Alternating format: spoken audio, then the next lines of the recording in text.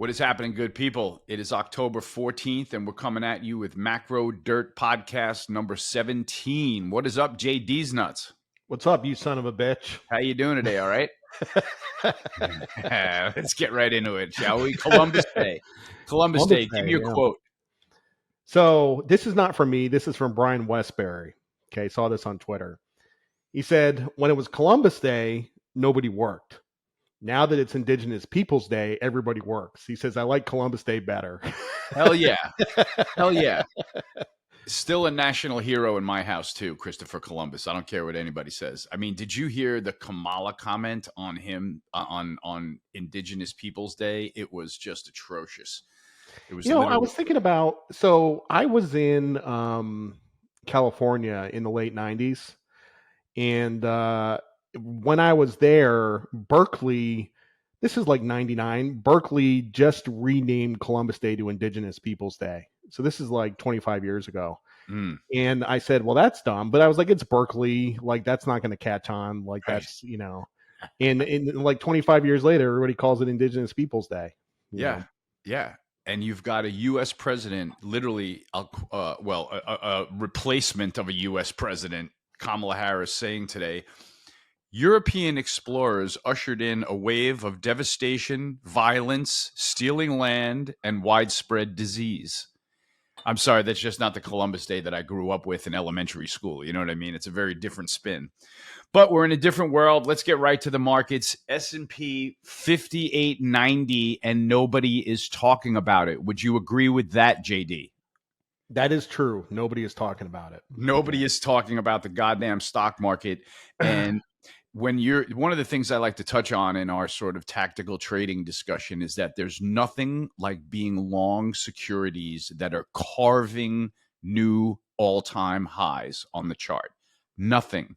Because it's in that scenario where the shorts have to get out, and where she stops, nobody knows. And that's the scenario that the same thing was true with gold a couple weeks ago. 100%. Pounding new highs of historic numbers that haven't traded yet. All you know is that the shorts are going to come running at some point, and that's when you're going to get paid. And if you can sit in the position for long enough, it works out. Let me give you my take on stocks. Let me give you my take. Let me hear it. We were actually in a pretty tight range for about 3 weeks. It started on September 19th, and we were in a range. We just broke out of the range, and we broke out of the range on the day that polymarket odds for Trump went to 54%. That's when we broke out of the range. And I don't know if I said I've been on a bunch of podcasts lately. I don't remember if I said this on Macro Dirt or something else, but I said that the market would break out of its range one way or another when a candidate started to take a lead in the polls, right? Yeah. So I think stocks will continue to grind higher into the election if Trump stays ahead, right? Yep. And then I think you might get to sell the news, right? Yeah. Right. You might get to election day, Trump wins, you get to sell the news, you get a 4 or 5% pullback, and we'll see. So. And then you got to buy that pullback with both hands, because then it's going to trend for 4 years like it did with his first administration. But I want to go over a couple of charts here. Braden, throw up that industrials chart. I mean, we've got industrials breaking out to new all-time highs between stocks like General Electric, Caterpillar, Uber is breaking out, right? Braden, throw up the transport chart. Uber is breaking out? Uber's rallying sharply. Wow. Yeah. How about United Airlines and JetBlue are up 70% from the summer? Oh my God. Well, JetBlue partially because that merger got canceled with Spirit. So that's part of it. So that's fair. But United Airlines, man, I mean, 70% move from the August lows to last sale. Nobody's talking about that. Transport's making a new all-time high weekly close on the chart. Braden, one more. Throw up the software chart. We've got the subsectors of tech breaking out like a house on fire. Software, which we just got long on the Navigator. Cybersecurity, cloud storage. They are vaulting to new highs after consolidating for most of this year. So that is not a move that you want to fade. One of the things that's pretty wild, we've got rates off the lows. We've got the VIX at 20. Dollar index is bid, commodities are stuck in the mud, and stocks are still roaring, man. It's really a bull market that you have to respect. Yeah, I agree with that. I didn't know that about the airlines. That's pretty nuts. Yeah. Also, I'm really sad that I'm not involved in industrials. I should own XLI. I saw the chart a couple of months ago. I was like, man, that is one hell of a chart. And you know how sometimes you're just dumb, like you see a Yeah. trade and you're just an idiot and you don't, like, for whatever reason you don't buy it. That's the way I feel with industrials. Like industrials, that's been the trade of the year, really. I So remember when you said that you were bullish industrials in one yeah, of our podcasts when we were like, what sectors do we own? And you yep, said you liked industrials. I remember that for sure. And in terms of being a trader, it's like you had that idea and some other shiny ball fell on your lap and you were like, let's look at this. Let's look at this shiny object for a little while. And you forgot about the thing that makes money. Right. And as yep. traders, you and I, you and I always talk about money, making money, what trades we're in, how much we're up. I mean, it is about the scoreboard, and we should never forget that. It is a bitch though when you have something on your radar and it goes up without you. Commodities stuck in a little bit of the mud here, JD, but there was a comment that complimented your idea that Israel is going to attack Iran imminently. There was a comment from Israel's defense minister, Mr. Yoav Gallant, who said, an attack on Iran will be deadly, precise, and above all, surprising. So that sounds like serious business to me. And Yeah, I said that. I said that in the Daily Dirt nap. Either it was like today or last Friday. It was pretty recently.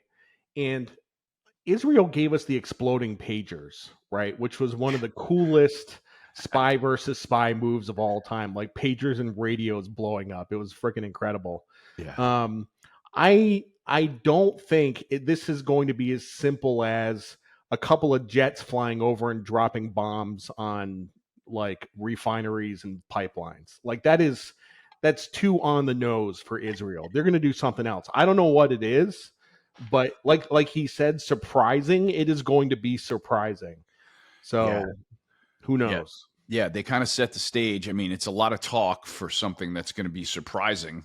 You know what I I mean, mean? let me But put it this way: Israel has had years to work on this with Iran. Like they have spies in Iran. They have human intelligence. They have people in Iran. Like I have no idea what it's going to be, but it's going to be nuts. So I couldn't agree more, but I'm still waiting, right? I mean, yeah, and the fact that oil is $74, kind of sleeping in the middle of the 70s, nobody cares at the moment. That I can't get over that. But there is no risk premium in the oil market still, regardless of the comments going back and forth. Let's talk about bonds, JD. We've been talking about them for weeks now on the yeah. Dirtcast. Give me an update? So today is Columbus Day. The bond market is closed and bonds are still down. Bonds are down on a day when the bond market is closed. That's how bad it is. That's how That's how bad. good Druckenmiller is, right? Markets open, closed, doesn't matter. He's right. He's So right. just so everybody knows, so cash bonds are not trading on Columbus Day. It's a bond market holiday, but futures are open and ETFs are open. So futures are open, TLT is open. You can still trade that way, and they're still getting killed. Druckenmiller is the goat. Like, and I still don't understand why when Druckenmiller says something, people have to argue with it. You know what I mean? Like, are you smarter than this guy? Like for real? Like, do you have more experience? Do you know more about markets? Yeah. Like, he literally rang the bell on the bond market. Everybody had a chance to participate and nobody did. You know? Yeah, and they were teed up like a beach ball at the highs, right? Like, and Yep. when he said he was bearish and why he was bearish, now you've got TLT deteriorating below all the moving averages, which for me is like a blue sky breakdown. I call it a blue sky breakout when the security resumes trend above the moving averages. TLT just looks bad. It's broken the steepest uptrend line and is starting to curl over a little bit. So that's something that we got to keep an eye on. I mean, it could go much lower and rates can go much higher. That would be consistent with this kind of pesky, strong dollar that we've got while we're trying to stay in this commodity trade. You want to talk a little bit about commodities just as an update, JD, since we pounded the table for 2 weeks at the lows. We got a good Yeah. I bounce. mean, what Now we're in pullback. like you said, they're kind of stuck in the mud. I'm not too worried about it. The dollar isn't helping. The dollar has gone straight up for like 10 days in a row. Yeah. I think I haven't looked at a dollar chart in a couple of days, but we got to be getting a correction in the dollar sometime soon. Like it's been a parabolic move. Yeah, So we are into resistance in the dollar, and so I would imagine that we may be able to expect that to fade there. Um, Rates markets have been kind of quiet. Oh, excuse me, we already went over that. Excuse me. I wanted to talk about the economy a little bit because as traders, we don't talk about the economy. And there was a comment in Brent Donnelly's speed run about the Bigfoot recession. And I really love that because I love cutting on people that love to try to sound smart on Twitter and say, we are going to be having a recession in 6 months or 3 months and all that bullshit. And none of it to me speaks to the idea of making money. And that's really frustrating. But Brent Donnelly had a quote there in his speed run that he was quoting another salesman in equities. And it was like, this has been the Bigfoot recession because there's really no evidence of it existing, despite all the people who believe it. yep. And I thought that that was a good comment, man, because like to me, if you're talking about whether if you're worried about a recession, you're not talking about making money. And that's kind of not the way we like to look at the world. So I just kind of tune out and have a noise cancellation policy on everybody calling for a recession. Noise cancellation. I love it. You By got the to have, way, I just want to put in a plug for Brent. yeah, So you can subscribe to his speed run. I highly recommend that. And I'm all for recommending other people's products. Like his AMFX is terrific. yep. I get it for free because we're pals, but like I would subscribe to it. So he's part of the crew. Totally, totally. We barter in this business. You give me Yep. my newsletter, I'll give you mine. You give me yours newsletter, and I'll give you mine. And so that's kind of how it works amongst us professionals. And Brent's work is some of the best, most creative work out there. I absolutely love it. And hopefully he'll be listening to this to pick up that accolade. If not, we'll tell him about it. Private equity, JD, what's going on? Somebody put out a thread that was bearish, kind of agreeing with your view. What was that all about? Yeah, I don't know who the account was, but I guess there was a report about distress and defaults within the major private equity firms, and it's starting to pick up. Actually, more interesting, there was an article in the Wall Street Journal today about how plumbers and HVAC guys are becoming 8-figure millionaires because of private equity. Private equity is coming in and buying their businesses, they're cashing out. You have there's all kinds of implications for this Yeah. about like higher education and like going to school and not going to school and becoming part of the trades, and next thing you know you're worth 10 million bucks, So everybody shits all over like plumbers and stuff like that, like you should go to college, but like these guys are getting rich and it's because of private equity. Is that why it is? That's interesting. I have a friend on the West Coast that's a former Wall Street guy that had been doing a lot of legal consultation work that is literally now learning to become an electrician. And I was like, what? Like he's, young enough where he could do it in his late 40s, early 50s. And I was like, what is that all about? He was like, dude, the tradesmen get paid a fortune on the West Coast now. Yeah. So I guess maybe that's kind of along the same theme. I have no Yep. idea, but I thought that was an interesting story that all of a sudden I have a friend that's going to become an electrician. Um, that's not an industry that I would go Let near me because let I'm me let me afraid of it. tell you something. I had an intern. His name is Christian, and he worked for me when he was at Coastal, and then he went to Stevens out in Little Rock, the bank out in Little Rock, and he worked for Stevens for like 5 or 6 years. And he quit Stevens, took out a big loan, bought an HVAC company here, and he's actually now my HVAC company. The guy is killing it. He's like 28 years old, owns an HVAC company, killing it. Not a banker, not pulling all nighters. Like life is good. So Yeah, it's really interesting how some of those service industries have become and the trades have become industries that you can make a great living in. And that's a kind of good development, I think, for our economy for sure, if you were smart enough to position yourself for that. What else are we missing anything in the markets, JD? There's not a lot to talk about with the S&P flying away to new highs, the bond market closed, and Nvidia just ripping toward the all-time high near 140 again, man. I'm Like, glad I covered that short. did you cover that? Good Yeah. job, man. Yeah, that was like, I think the lows were down around 100 and the stock should have curled over, but it was right into support. Everybody was bearish. Next thing you know, Nvidia's right back to the highs with the rest of those tech sectors breaking out. So for me, if you want to try to be short the S&P while industrials are roaring, technology is breaking out, and transports are at a new all-time high, have fun with that trade. That's not my kind of trade. Those are not things that go on in ferocious bear markets. Those are bull market activities that we're talking about, right? So make sure you right the ship.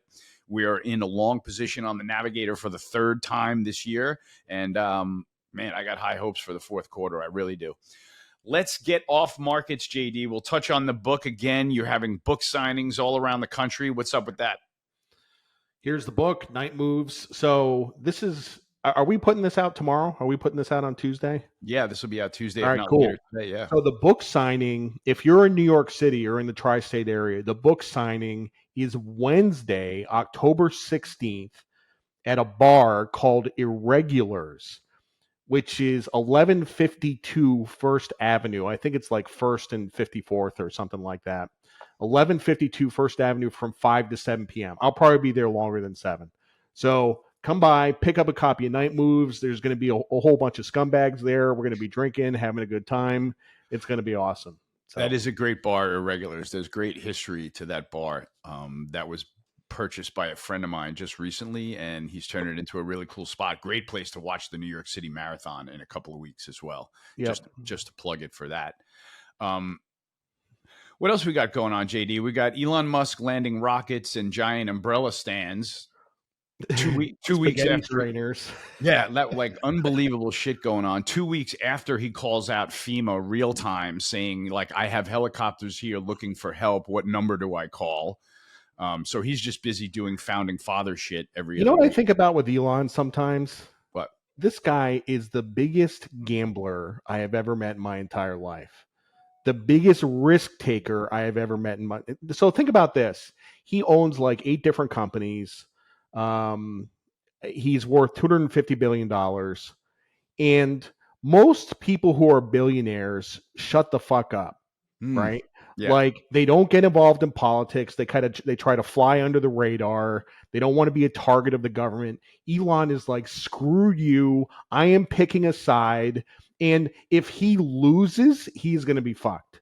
He's going to be totally fucked, right? Yeah. He's betting it all on Trump.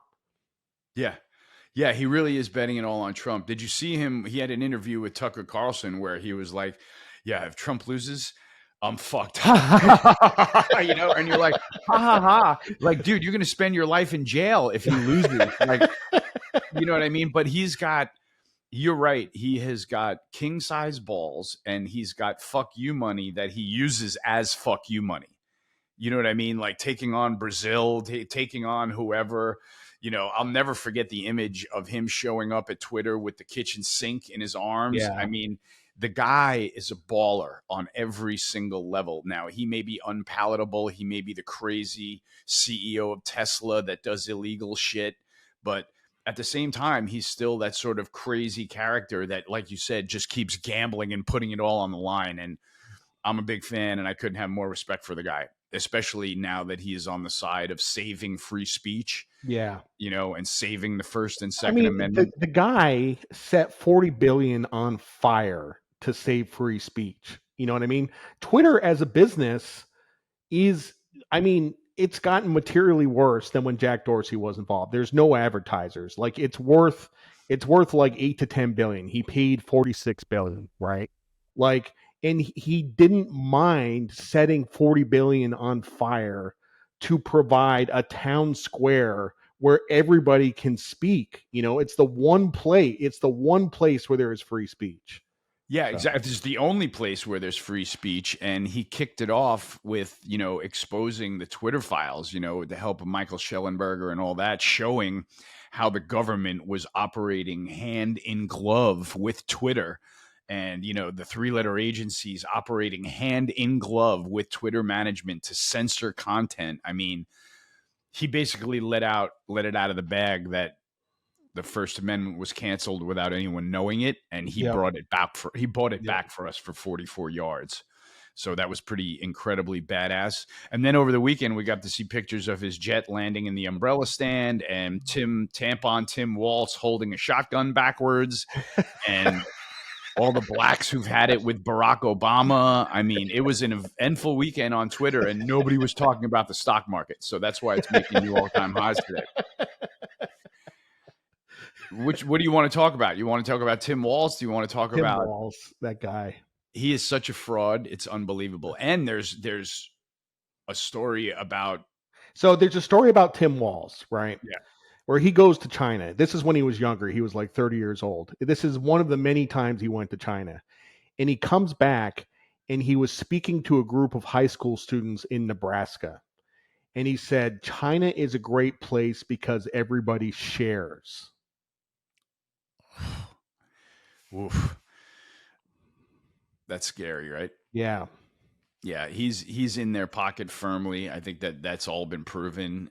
That's all out. It sounds like there is some kind of a sexual allegation with a minor against him too, which is floating around on Twitter.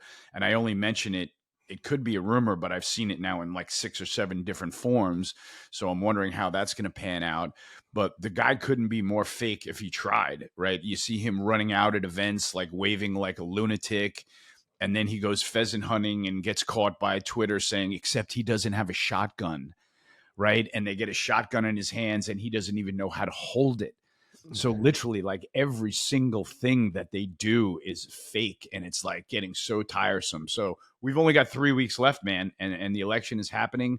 Maybe the stock market is pricing in that Trump jumped to the lead in the polls, that the left is completely apoplectic about, but the stock market is not at 58.95 last. By the way, when I was in the Coast Guard, we had shotguns. And we had 9mm Berettas, we had M16s, and we had shotguns. And we would bring the shotguns on high risk boardings, right? So like suspected drug runners, migrants, stuff like that. And we would basically have a couple of guys with shotguns, and all you have to do if people are getting frisky, you just rack the shotgun. Yeah, that's the end of it, right? That's the end of that. Exactly. That's why people say if you have one, you walk around with it on your porch, it doesn't even have to be loaded, and you will scare away any invaders. That's for sure. Nobody wants to get plugged with a shotgun. Then there's pictures of J.D. Vance out there, holding weaponry and knowing what's going on because he was in the Marines. The guy has been capsizing legacy media like with his eyes closed. Did you see the interview? Somebody said something to him where there have only been a handful of incidents of foreign gangs taking over U.S. apartment complex, and he was like, "Listen to yourself." He's like, "Do you hear yourself? Do you hear yourself, lady?" Like it's really effective. It's really effective way to push back against all the bullshit that we're putting up with lately. But what else? What else did we wrap this up with today, JD? Let's see what else we got on the list. Financial transactions tax.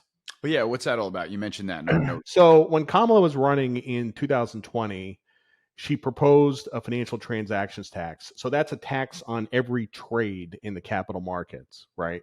So what she proposed was 20 basis points on stocks, 10 basis points on bonds, and 2 basis points on the notional value of derivatives, right? So to put this in perspective, if you bought $100,000 worth of NVIDIA, you would pay a $200 tax, right? And this, NVIDIA trades like how many million shares a day? Like 50 million shares a day. Yeah. So basically what the government looks at this and says, okay, if we tax financial transactions, we can have a big pile of revenue. But what's going to happen is if they actually do that, is that trading volume is going to slow to a trickle. Like we'll lose like 80% of trading volume and liquidity will disappear. Totally. Now, liquidity is the most important concept in the financial markets. Liquidity, it's the lifeblood of the markets. In all financial activity is downstream from capital markets liquidity. So for example, mortgage-backed securities, we're going to tax 10 basis points on mortgage-backed securities, right? What happens when you do that is trading volume is going to dry up. If you go to get a mortgage, it's going to be 2% higher and it's going to take you 6 months to get it. It will cripple the financial system.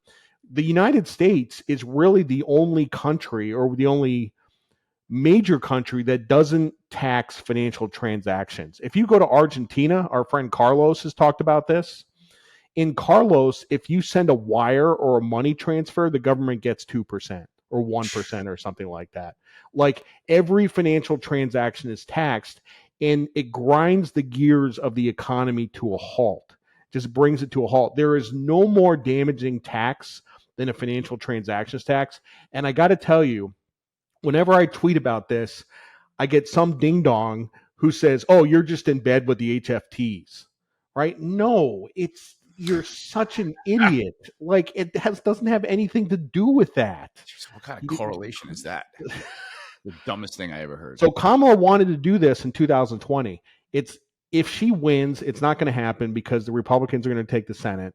But 2026, if she becomes president, I mean, this is a real possibility. And there's no going back. So That's why I don't understand how when she's ahead in the polls or polling even evenly that the stock market isn't getting crushed, because I don't see how, God forbid if she got elected and any of that was able to go through. I mean, how does the financial markets wouldn't live through that, right? The S&P would not live through those changes. no. And Do you remember in the 2000s when Obama was president, and every time he would get on TV to speak, the market would go down? yeah. For 8 years that he was president, every time he spoke, the market would start selling off. Yeah, that was really wild. And it seemed like after that was when it went into this phase where every time the Fed speaks, they let the record reflect that the stock market loves it. And so that's been part of the dynamic of the last several legs of the rally, is that, man, Jerome Powell comes out and the market loves it. Like if you're just long the S&P on Fed days when he's speaking, I'd love for somebody to run the numbers on that, because it's straight up all the time. Yeah. So that there's a big change in the market behavior there. That's for sure over the years. But We got Yankees and Indians. Yeah, there's another one to Oh, talk about. Guardians. Excuse me. Yeah, Yankees Guardians. What a joke. There's another one too, right? But I can't. I have no confidence in the Yankees. I don't feel like Aaron Judge is coming alive at all. Their pitching has been great, and that's been saving them. And maybe if that lasts, they'll get through the Indians. But I don't like Rodon in Game 1. I don't like that at all. Yeah, I hear you. No, it's. I don't like that decision either. But we'll see how it plays out. You know what I liked? I liked Anthony Volpe earning some stripes at the end of the Royal Series when he got into that little scrap with, was it Garcia, who slid into second kind of hard, and Volpe, elbowed him out, because you're not supposed to, elbow the fielder when you're a base runner, and they kind of went back and forth, and the bench is cleared and everything like that. But I gained a lot of respect for Volpe after that. He's still just a kid. He's still just a kid and playing the game the way it's supposed to be played. So I'm excited about him, but like, dude, who's your hobby horse? Gleyber Torres. Like, I'm so tired of watching that guy. Like, he comes up to bat begging to get walked, and he absolutely sucks. You know what I mean? It's just so upsetting to see. Do you know Gleyber Torres has been thrown out at home more than any player this year? Is that right? Yeah. That's so perfect for him. That's so perfect for him. He's such a great underachiever. And I don't know how an underachiever lasts on the Yankees, but somehow he has, man. And it has been excruciating to watch. I mean, the guy gets more than number of chances to get up, get a hit with men on base, and he just looks scared when he gets to the plate. Yep. It's not like that. It's not like that lineup from the 90s where, it's Jeter. Who are the other hammers that they had on the championship team? Tino Martinez. Jeter, Paul O'Neill, right? And they're all coming up there looking to knock the ball back down your throat. Remember Gary Sheffield? Oh my God! The number one batter that came up to the plate looking to send the ball back down your throat if he could. No, but that's what I always remembered about those teams, is that they played offense and they came up looking to get hits with men in scoring position. And I feel like nobody on the Yankees, on this team anyway, I mean, except Stanton, wants to come up and swing the bat with men on base. Yep. They all got this deer in the headlight looks, and it doesn't look like a team that can win the World Series. I could be wrong, and I hope I am, but I'm rooting for the Mets, who just got shit canned 9-0 last night. That was semi-embarrassing. Let's hope that doesn't happen again. But that's what the Dodgers can do to a team, right? Mets been on fire 2 series in a row, and they come in and get cooled off by one of the best teams in the game. So Let's see how it goes, but I would love the Yankees Mets World Series, man. I just don't see it happening this year. What do you think the odds of that are, JD? Probably 15%. That's exactly what I was going to say. Yeah. They're not 20 and they're not 10, but 15 I would take a flyer on. Well, there's one good point that I want to end on today, and it is an old historic birthday. William Penn was a philosopher, a real estate baller, a religious freedom zealot, and the guy that basically designed Philadelphia from scratch. Born on October 14th, 1644, one of the all-time great quotes from William Penn. Those people not governed by God will be ruled by tyrants. I love that one. We can end on that one. Hasta la vagina, everybody. Hasta la vagina.